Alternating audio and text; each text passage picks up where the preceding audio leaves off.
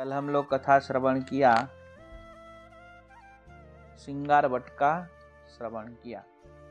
आज हम लोग बिछोर श्रृंगार वट से 1.5 मील उत्तर पूर्व में, कोसी से 10 मील दक्षिण में स्थित है। लीलास्थली अवस्थित है। श्री कृष्ण ने यहाँ सखियों सहित श्रीमती राधिका के साथ विविध प्रकार की लीला विलास किया। यहाँ पे बिछोर गांव जो है, ये बिछोर गांव में श्री कृष्ण ने विविध प्रकार का लीला विलास किया।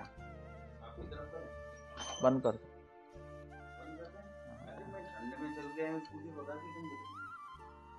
तो बिछोर गांव है। बिछोर गांव, यहाँ भगवान ने बहुत सुंदर लीला विलास किया।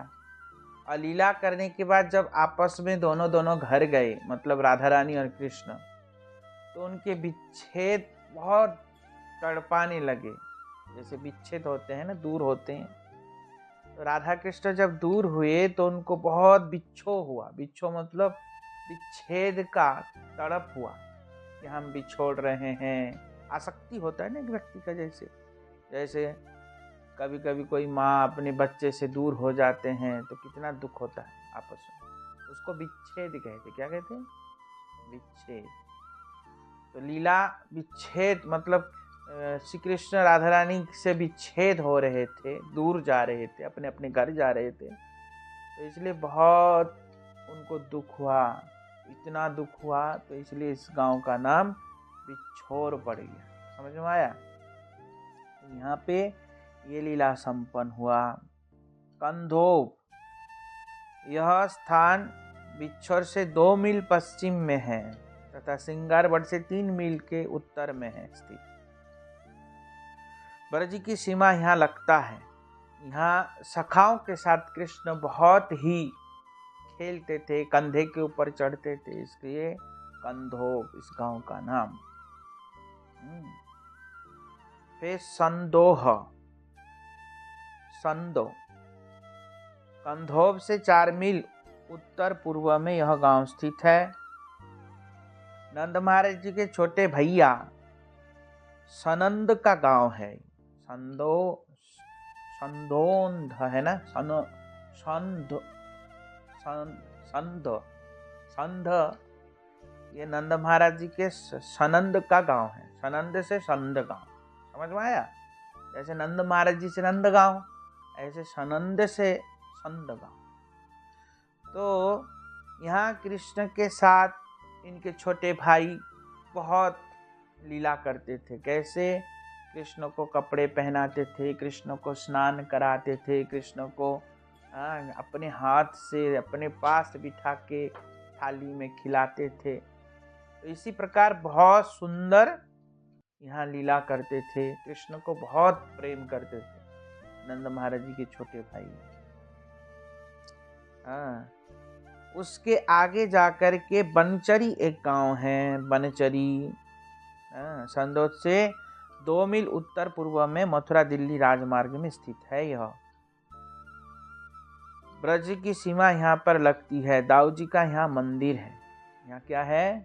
दाऊ जी का मंदिर है, दर्शनीय है। फिर है होडल। होडल जानते हैं ना? होडल गांव नहीं, होडल शहर है। पलवल होडल सुना नहीं? होडल बनचरी से 4 मील दक्षिण में पूर्व दिल्ली मथुरा राजमार्ग पर यह स्थान अवस्थित है। गांव के पास में ही पांडव वन है। इसी गांव के पास में पांडव वन है।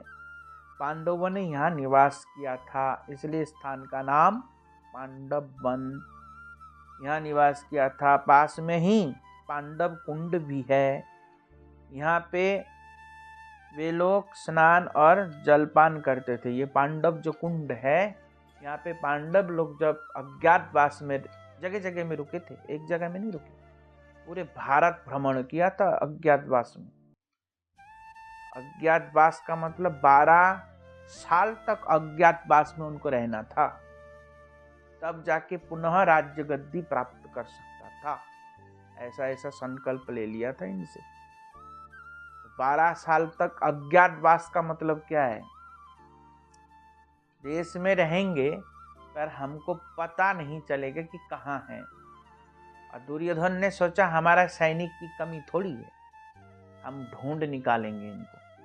12 साल के अंदर कभी ना कभी तो कहीं तो मिल जाएंगे, हम इनको ढूंढ निकालेंगे। जैसे हमको मिल गए फिर 12 बरस अज्ञात बरस करना पड़ेगा, ऐसा कर दिया नियम।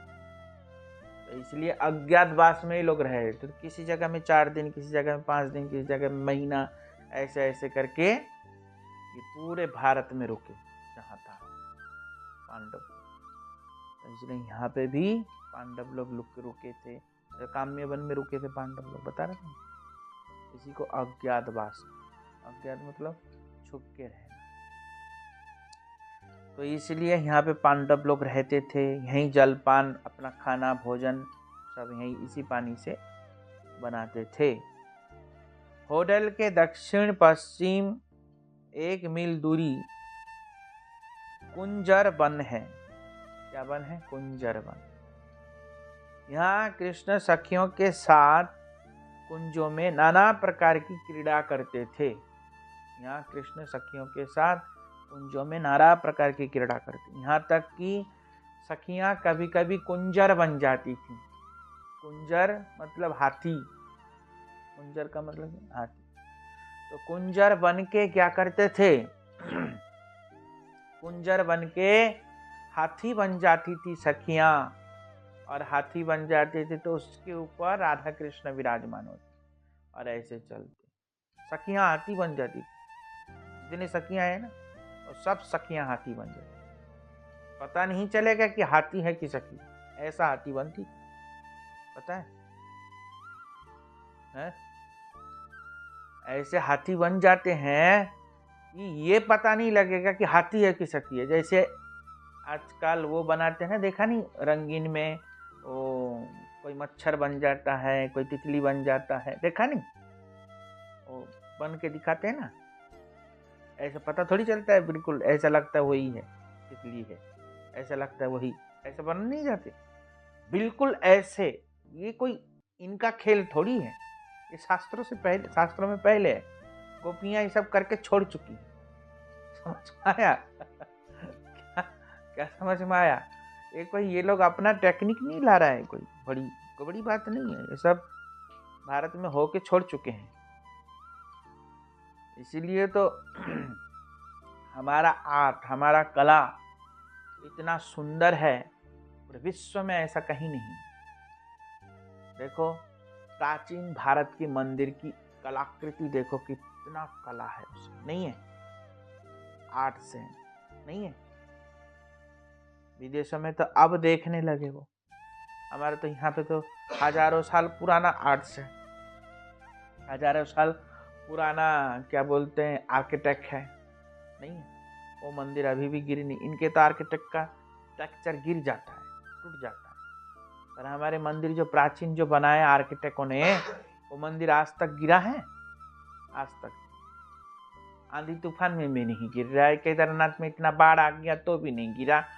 वहां देखो पशुपतिनाथ में भूकंप आ गया, वो नहीं हिला, मंदिर नहीं गिरा, पूरी दुनिया गिर गया। उनके आर्किटेक्ट की बिल्डिंग गिर गई, पर मंदिर नहीं गिरा भूकंप से। कितनी बड़ी बात है। तो वो कौन बनाया? पुराने आर्किटेक्ट ने ही तो बनाया होगा। तो इसलिए ऐसा था भारत का आर्किटेक्ट भी।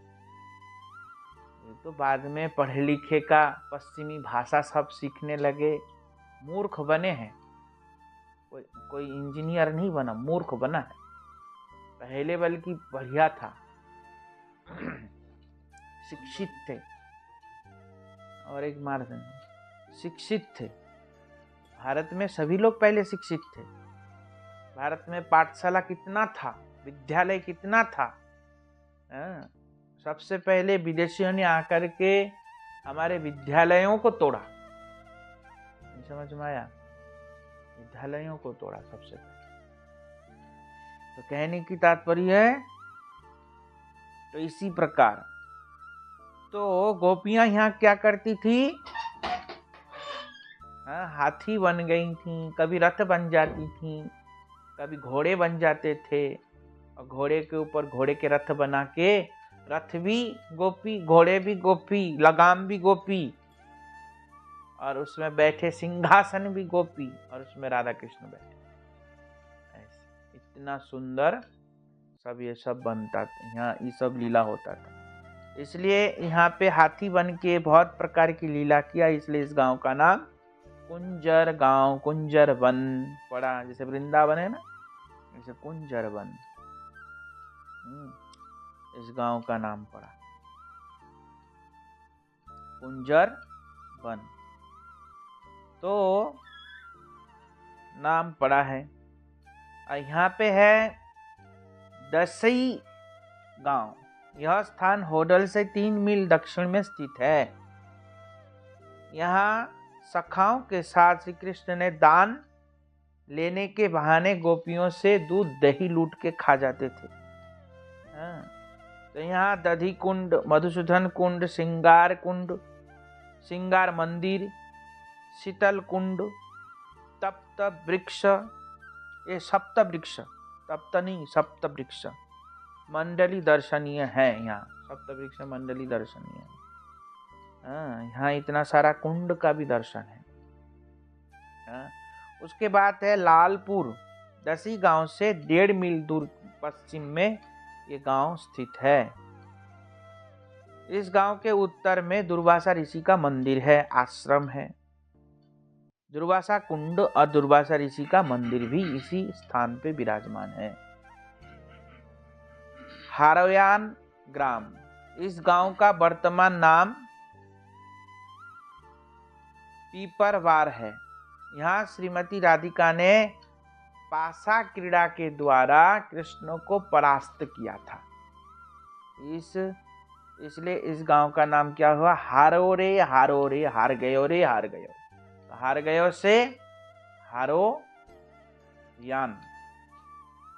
तो वहां टेक लगा के सो, इधर बैठो तुम, इधर आ जाओ, झिनझिनानी क्यों हो रहा है, इधर इधर आ जाओ, बंद कर दो ना अच्छे से। तो क्या गांव है, हारोयान, हारोयान गांव। हारोयान से, हारोयान क्यों पड़ा, क्योंकि कृष्ण को यहाँ पासा से राधा रानी ने हरा के बंसी ले लिया, बंसी छीन लिया, हरा। क्या हुआ, किसी समय ललिता, विशाखा, चंपकलता, तुंग विद्या, रंग देवी, भूदेवी, ये सब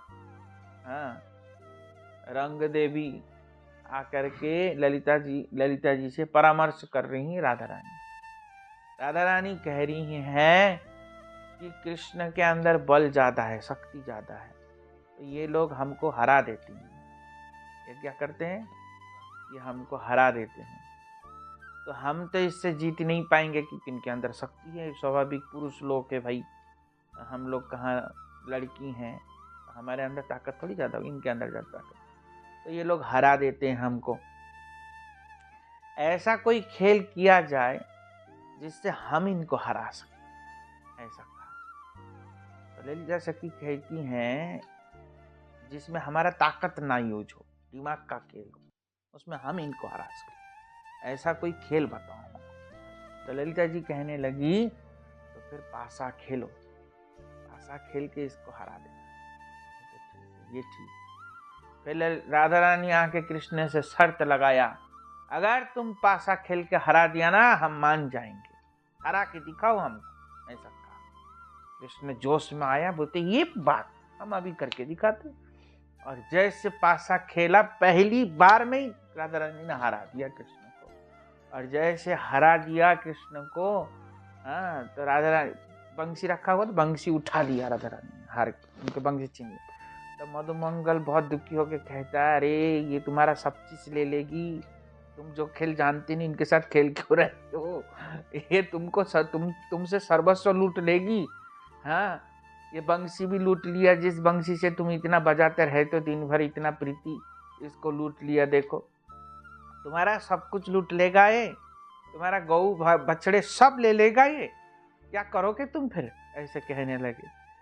कृष्ण खिसिया के बोलते चुप रहे ना, तू और इतना बोल देता हमको, हम खेल पा नहीं रहे, वैसे ही तू और इतना बोलते, चुप रहे, चापल ब्राह्मण, ऐसे कहने लगा कृष्ण। और जब ऐसा कहा तो फिर मधुमंगल ठिठोर के हंसने लगा, बोलते बढ़िया है, हार जा, बढ़िया है, हार जा तू। बोलते हमको दुखी कर रहा है, हार के हमारा नाक भी कटवा रहा है, खुद भी हार रहा है, हमारा भी नाक कटवाएगा। ऐसे ऐसे सखा लोग यहाँ पे क्रीड़ा करते थे।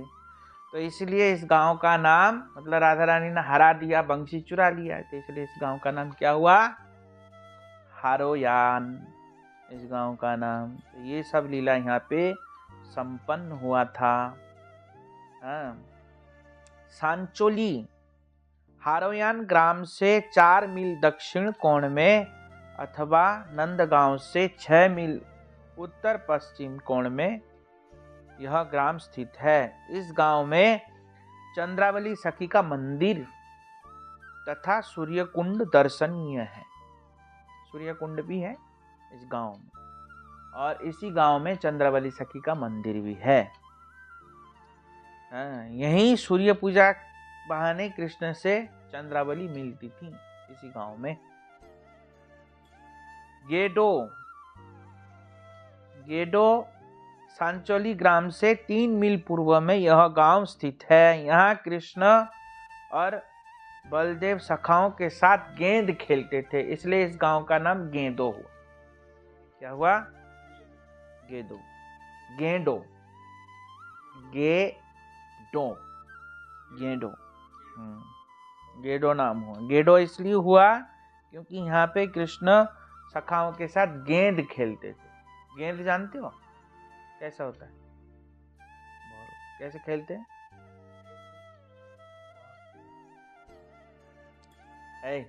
बैट बॉल खेलते हैं गेंद से ना, बैट बॉल खेलते हैं, गेंद से बैट बॉल खेला जाता है। और कई तरीके से कैसे खेलते हैं। एक गेंद बड़ा वाला होता है जिसको लात मारता है, नहीं एक कपड़े वाला बॉल होता था, और उसको क्या कर लात मार के कैसे खेलते थे? हाँ, एक दूसरे को, हाँ, वो अलग है, वो गेंद नहीं है, वो बॉल है। गेंद होता है छोटा, जो बैट बॉल खेला जाता है, उसको कहते हैं गेंद। समझ में ना? वो इतना बस्ता जैसा होता है, बड़ा वाला, है ना? छोटी मारते होगा। तो इसी प्रकार यहाँ खेलते थे, इसलिए इसका नाम गेंडो हुआ। नहीं समझे? यहाँ 7 कुंड है। उत्तर में गेंद कुंड है, जहाँ बलराम खड़े होने का स्थान है। गांव के ईशान कोण में पूर्व उत्तर में गेंद खोर है, जहाँ कृष्ण के खड़े होने के स्थान है। खड़े रहते थे ना एक दूसरे खेलते जब, ऐसे। गांव के पूर्व में गेंदर वन, दक्षिण में बेलन कुंड है, और दक्षिण पश्चिम में गोपी कुंड है। पश्चिम में जलभर कुंड है, जहाँ गोपियां जल भरने के लिए आती थीं। और वायु कोण में बिहार कुंड है। ऐसे करके 7 कुंड है इस गांव में। कितने कुंड है? टोटल 7 कुंड है। अब हमारी परिक्रमा कहाँ आ गई? नंदगांव आ गई। नंदगांव ब्रजराज श्री नंद महाराज जी का राजभवन है। नंदगांव में क्या है? ब्रजराज मतलब नंद बाबा जी का राजभवन है। यहाँ नंदराय, अभिनंद, उपानंद, अभिनंद, सुनंद तथा नंद ये वास किया था। कितने लोग वास किया? नंदराय मतलब खुद नंद बाबा, और उनके भाई हैं उपानंद, और उनके भाई हैं, मतलब इनके ये सारे भाई हैं उपानंद, अभिनंद, सुनंद और नंद। नहीं समझे? नंद ने वास किया था, इसलिए इस गांव का नाम नंद गांव हुआ। यहाँ पे टोटल कितने कुंड है? यहाँ टोटल 44 कुंड है। कितने कुंड है? 44 कुंड है नंदगांव में। अगर कोई नंदगांव में इन कुंडों का दर्शन करेंगे तो केवल कुंड दर्शन करने के लिए 4 से 5 दिन लग जाएंगे, खाली कुंड दर्शन करने। कितने कुंड है? 44 कुंड। कर पाएगा? तो इतने सारे कुंड हैं। पहले गांव में तालाब होता था बहुत, अब तो नहीं है। तालाब कहाँ है? तालाब है तो अभी कलकत्ता उड़ीसा में, इधर नहीं है। उसी प्रकार ब्रज में भी पहले जो तालाब है वो सरोवर है, वही कुंड है। समझ में आया? इसलिए ब्रज में बहुत तालाब है, ब्रज में बहुत तालाब। ये शोभा देता है, तालाब जो होता है ना, शोभा देता है, शोभनीय चीज होता है। क्योंकि पहले लोग तालाब में स्नान करते थे। किसमें करते थे? तालाब में। ये ठूठी में स्नान करना कोई महत्व तो नहीं होता। ठूठी का स्नान तो कहीं बताया भी नहीं। क्या स्नान है? सबसे श्रेष्ठ स्नान किसका होता है? समुद्र का। उसके बाद किसका होता है? नदी का। उसके बाद किसका होता है? उसके बाद होता है कुआं का। फिर उसके बाद होता है तालाब का। ठूठी का कोई महिमा ही नहीं। ठूठी का कोई महिमा नहीं। उसका स्नान का फल भी है कि नहीं, हमको ये भी नहीं पता। समझ में आया? तो तालाब के स्नान का फल होता था। तो इसलिए हर जगह में, हर घर में पहले तालाब होता था। पहले क्या होता था? हर गांव में भी होता था। नहीं होता था? अभी यहाँ पे भी तालाब नहीं है। गुलाबली में भी है एक तालाब, भर गया। तुम्हारे वहाँ है? झट्टा में तालाब है? बदौली में नहीं? यहाँ तालाब है? ये नहीं है? बरादगंज पर हर गांव में होता था पहले तालाब। 4-5 तालाब होते थे एक एक गांव में, हमसे पहले प्राचीन ग्राम में। तो इसी प्रकार यहाँ कितने तालाब है नंदगांव में? 44 कुंड है। नहीं समझे? तो देवादिदेव महादेव शंकर जी कृष्ण की आराधना करके कृष्ण से वरदान मांगा, प्रभु मुझे वरदान दो, मैं आपके समस्त लीलाओं को देखना चाहता हूँ, आपके बाल्य लीला खास करके मैं देखना चाहता हूँ। तो भगवान ने वरदान दिया शंकर जी को कि तुम नंदीश्वर पर्वत के रूप में नंदगांव में विराजमान हो जाओ। तो नंदगांव में जो पर्वत है वो नंदीश्वर पर्वत है। कौन सा पर्वत है? नंदीश्वर पर्वत के रूप में स्थित होकर अपने आराध्य देव के आगमन की प्रतीक्षा करने लगे, कृष्ण की आने की प्रतीक्षा करने लगे नंदीश्वर पर्वत के रूप में। श्री कृष्ण परम वैष्णव शंकर की अभिलाषा पूर्ण करने के लिए नंदीश्वर पर्वत के ऊपर ब्रजवासियों के विशेषतः नंद बाबा, यशोदा मैया तथा गोप सखाओं के साथ अपनी बाल्य एवं पौगंड अवस्था की मधुर लीलाएं करते हैं। शिव जी के अभिलाषा को पूर्ण करने के लिए उन्होंने नंदीश्वर पर्वत के ऊपर अपना बाल्य लीला किया है। द्वापर के अंत में देवमीड़ नाम के एक मुनि थे। क्या नाम था? देवमीड़ नाम के एक मुनि थे। उनकी 2 पत्नियां थीं। उनके कितने पत्नी हैं? 2 पत्नी। एक क्षत्रिय वंश की, दूसरी गोप वंश की थी। एक क्षत्रिय वंशीय थी और दूसरी थी गोप वंशी। गोप मतलब बनिया, समझ में आया, वैश्य जाति की थी। एक कौन थी? क्षत्रिय जाति की थी। पहली क्षत्रिय पत्नी ने सुरसेन, दूसरी पत्नी ने पर्जन्य को जन्म दिया। पहली पत्नी ने किसको जन्म दिया? सुरसेन। सुरसेन कौन है जानते हो? सुरसेन नहीं जानते? क्या करोगे तुम लोग? सुरसेन है क्या नाम है उनका? वसुदेव जी का पिता का नाम है सुरसेन। समझ में आया? तो सुरसेन है, इनके पिता का नाम क्या है? सुरसेन के, अरे अभी तो बताया,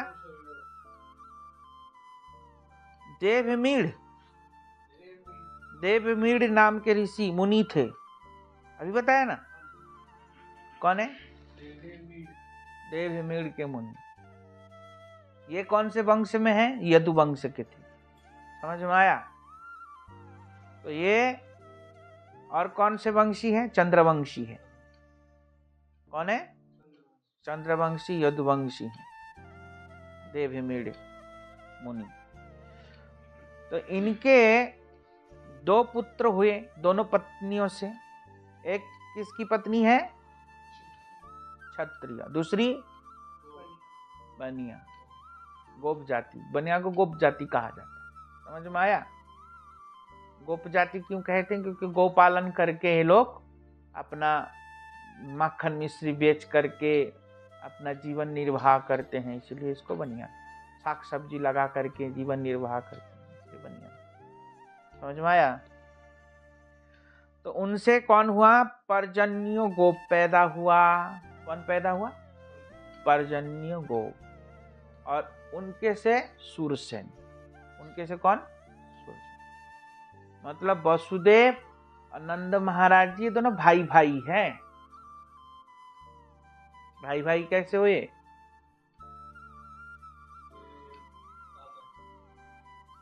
नंद महाराज जी के बड़ा ताऊ सुरसेन है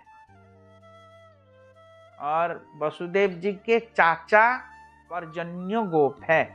समझ में आया? तो चाचा के लड़का भी तो भाई ही तो कहलाएगा। हाँ, जैसे तुम हो। हाँ, दादा एक नहीं, दादा भी दो है। दादा दो, हाँ दादा एक है। हाँ, दादा एक है। समझ में आया? तो इसी प्रकार तो पर्जन्य गोप कृषि और गोपालन के द्वारा जीवन निर्वाह करते थे। पर्जन्य गोप क्या करते थे? कृषि मतलब साग सब्जी लगाना, खेती बाड़ी करना, और गोपालन के द्वारा अपना जीवन निर्वाह करते थे। पर्जन्य गोप अपनी पत्नी बरियसी गोपी के साथ नंदीश्वर पर्वत के निकट निवास करते थे।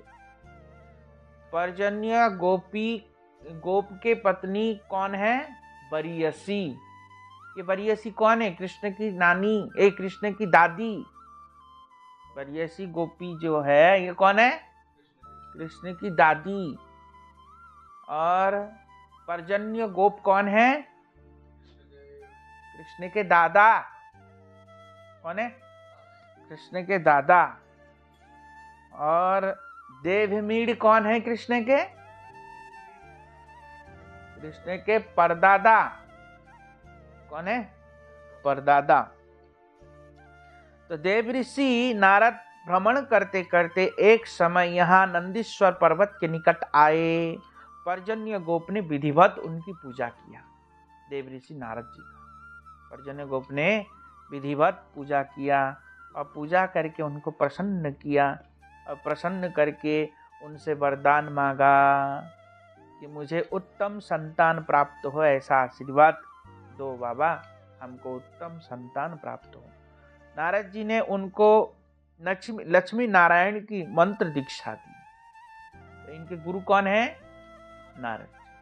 नारद जी ने उनको लक्ष्मी मंत्र की दीक्षा प्रदान की और कहा मंत्र का जप करने से तुम्हें उत्तम संतान की प्राप्ति होगी नारद जी। हाँ, के चले जाने पर वे पास ही तड़ाव तीर्थ में स्नान कर